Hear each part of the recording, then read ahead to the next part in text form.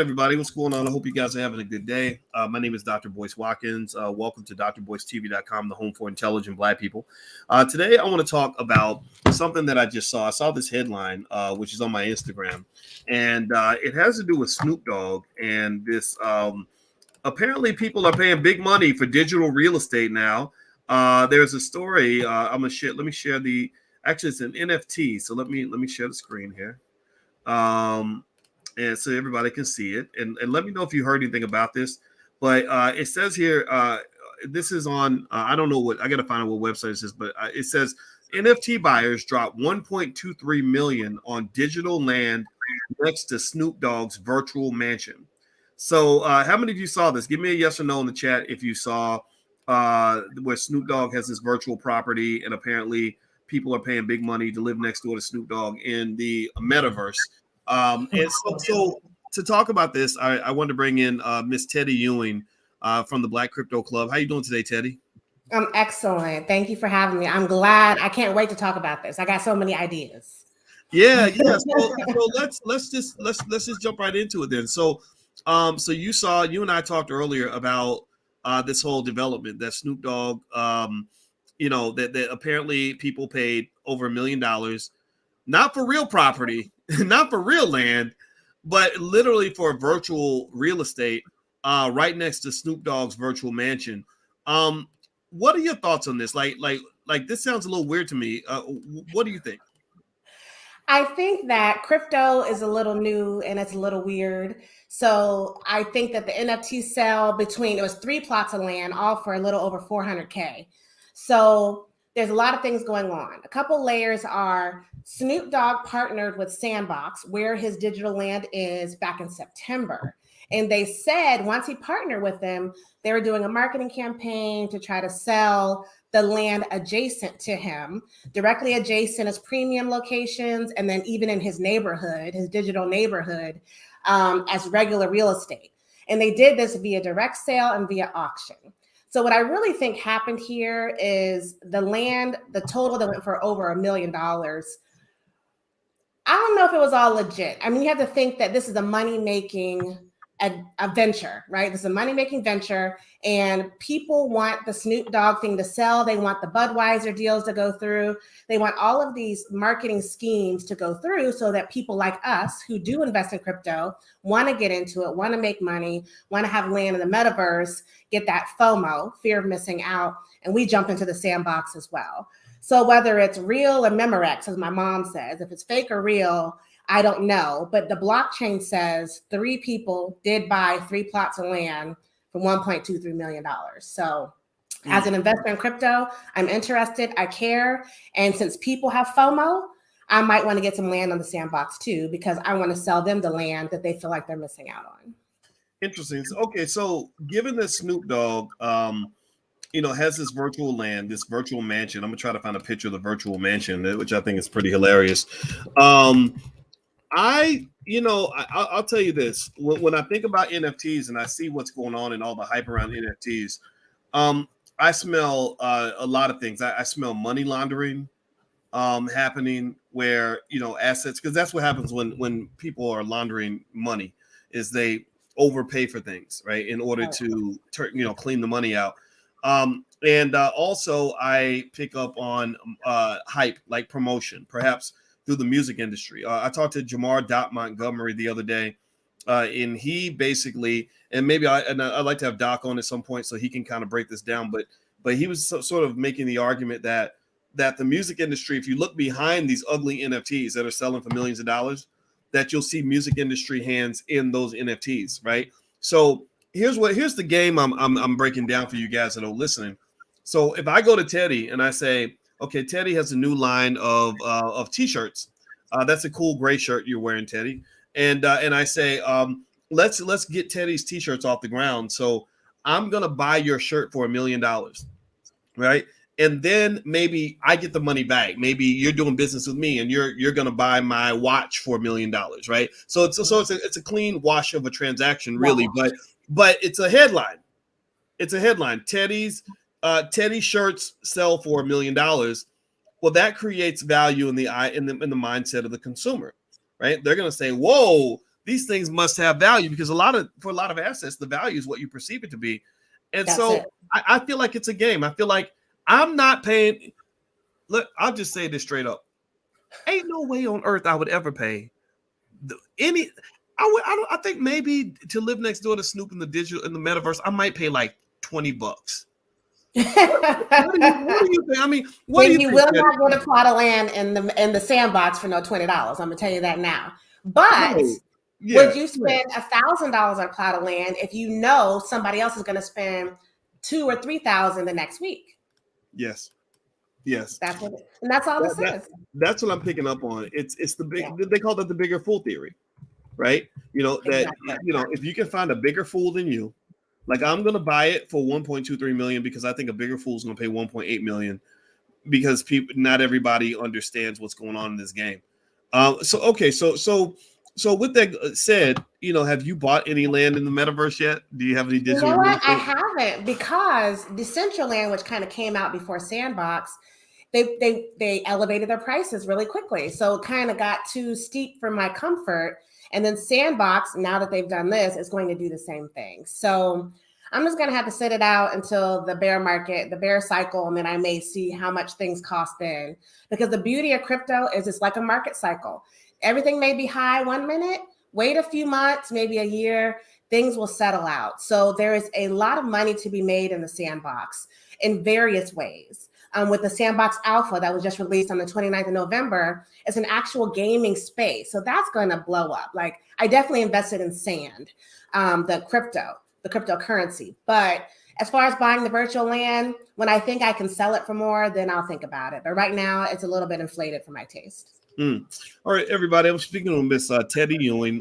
She is in the blackcryptoclub.com. She's a faculty member in the Black Business School and a very smart lady. And you can also follow her at the Real Teddy Talks. I'll put that on the screen so you can follow her. Everybody should go follow this Black woman because she's very, very sharp and very, very good at what she does. And so we were talking about Snoop Dogg and this whole announcement that somebody paid 1.23 million for virtual property next to his virtual mansion. I think it's a brilliant play in the sense that right now with the environment, I'd like to get your thoughts on this, Teddy. The environment's kind of filled with a lot of exuberance. A lot of people are paying pretty much anything for anything. People are issuing coins, which you've mentioned to me that some of these coins are just absolute garbage, but they're putting them out there because they're thinking, okay, somebody's going to pay for this. Where do you think this is going? I mean, I see a crash at some point where a lot of these garbage coins get wiped out, and but there are some solid assets out there. What are you seeing in terms of where crypto and the metaverse and all this? Because I almost see them connected now, right? So like the broad new frontier. Where do you kind of see this going? And if for those of us that want to make solid investments, what direction do you see things kind of happening in the next couple of years? Long term, I think we collectively as the people, and that's people all around the globe, are moving towards a digital currency. I think the state of our dollar makes that evident. And a lot of people are resistant to that thought. But, we're talking like 10, 15, 20 years. I see digital currency being right up there with when we had to switch to getting our paychecks EFT'd, and they stopped giving us checks, paper checks, right? You had to get it direct deposited back in the late 90s. So I feel like the digital currency is the same thing. We're going to be forced into it. With that said, the market is oversaturated with crappy cryptocurrency that's giving the true projects a bad name. I looked at Coin Market Cap the other day, and it's like 15,000 cryptocurrencies. 99% are pure trash. I've said that before. You will hear me say it again. It's pure trash. So you have to have the education behind you. That's the beauty of the Black Crypto Club, is you need people telling you what the space is like, how to navigate this jungle of cryptocurrency, the wild, wild west, so that you can make educated decisions and invest long-term in my favorites, Bitcoin and Ethereum, and a few other really good projects that have some long-term growth. And to avoid the FOMO, I want to buy land next to Snoop Dogg. Snoop Dogg has no hands in this. He has the face. He's giving the concerts when they want to hype that up and they want to sell more land. He's probably done a few voiceovers, like when you go to the radio show and people have done voiceovers so that you can see him dancing or playing at his mansion in Sandbox. But this is all a ploy to get you in there. However, this is where we're going. We are going to the metaverse. Facebook is Meta. we're going into this digital space. We're going to start having work meetings in digital space. We're going to be forced into this, just like we were forced into everything else that made us a little uncomfortable at first. Telephones, email, all these things that we were like, what is that? When, for those of us old enough to remember, and the young people, it's all they know. This is where we're going. So our job is to figure out how to make money doing it. At least that's my job. Well, you know what? I love it, Teddy. Let me see what. Look at you with your Oculus. Oh Lord. Yeah. Look, this is Voices in the metaverse, y'all. This was me this morning, right? This was me sitting there this morning. I'm like trying to like control the metaverse like from here, and literally like you can do stuff with your fingers now, like right, like now I'm literally like hitting things and controlling things like with my hands. So, I'm y'all screenshot it. That is what we all gonna be looking like. I know, and we look like weirdos. But I'm super pumped about the metaverse because I love what it can do. I mean, I thought about it a lot. It reminds me of when I first found out about Bitcoin and crypto. I read a whole book about Bitcoin. I read a whole book about blockchain. I became a big believer in the blockchain. And it was like exciting, right? But it requires you to shift your thinking about almost everything. And I think the metaverse is the same way. A lot of the things that used to be hard are now going to be very easy. And, and I just think it's great. My wife and I, we've gotten on our Oculuses. I have Oculuses for my wife and all of our kids. Don't nobody use it except me. I'm the only weirdo in the house, I guess. But my wife and I, when I went on a trip, I put on my Oculus. She put on hers. She had a cute little digital avatar, like a sexy little red bone with little pretty girl eyes. And I had my little manly avatar with the goatee and the bald head. And we really felt like we were there. Like we met at my digital house, which I didn't pay 1.2 million for it, and hung out and we were flipping hamburgers on the grill and we watched a movie together. We watched Daniel Day-Lewis, There Will Be Blood, and we watched it. First we were watching it. We got to pick different backgrounds. So first we were watching it like on Mars, right, where we were literally able to sit on another planet and watch this movie together. And then we watched it on the side of a building in New York City where the movie was projected on the building next to us. Wow. It was real. I mean, it felt so. And here's the thing. They're monetizing the shit out of this. Yes. Because we paid money for that movie, just like we went to. You're paying attention. Yes. You are paying attention. You're paying your attention. Someone is making money. The question is it going to be you making money off of paying your attention, or a big corporation making money off of you, or people like me who are buying the stock in sand? Am I going to be making money off of you, or are you going to be paying your attention and making money off of yourself? This is where this is going, people. I mean, you just sold it for me. You know what I mean? Like, this is the experience. You get to be who you want to be, wherever you want to be at any moment.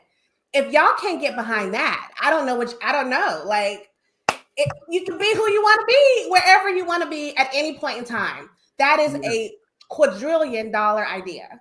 Oh my gosh, the metaverse is so much fun. And in fact, one weird story that about what happened when we got in the metaverse, me and my wife, is she had an avatar, and she made it. Most people pick their avatars to look kind of like themselves. And I remember sitting next to her, and we were looking at each other, just kind of doing this. And I can see her looking me up and down. She's like, "Oh my God, you're here. We're together, right?"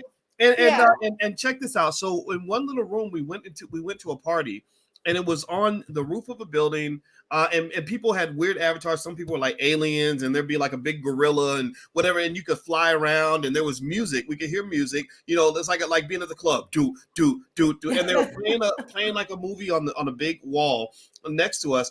And check this out. This is crazy. All these guys started walking up and hitting on Alicia. Like, and I'm getting jealous. I'm ready to get to fight in the metaverse. I'm like, wait, hold on. People, y'all. It's real weird. It's like they looked at her avatar and heard her voice, and just male instinct, they said, "Oh, that must be a pretty lady." It was so. How do you know she's pretty? How do you know? You have no idea. It doesn't matter. It doesn't matter in the metaverse. You could be whatever you want to be. That's just brilliant. Like, y'all. Yeah, BlackCryptoClub.com. That's all I can say. Y'all yeah, like the for Black people. real. There you go. I'm sorry. You gotta get in these conversations so y'all can appreciate this as much as Boyce and I can, because it's deep, y'all. It's deep. Yes, it is so deep. And when she got surrounded by all these dudes, it was like 5 of them, and they surrounded her. She said, "I had to leave because I felt claustrophobic. Like I couldn't move because I couldn't walk out because they were all like, "Hey, Green Sky, how you doing?" That because Green Sky was her. Yeah, so it's weird. So anybody who hasn't jumped in and tried it out, you may want to try it because this is going to be the future, whether we like it or not. So Teddy, theblackcryptoclub.com if you're interested, and they meet regularly and they talk crypto all day, every day, all the time. All day, every day.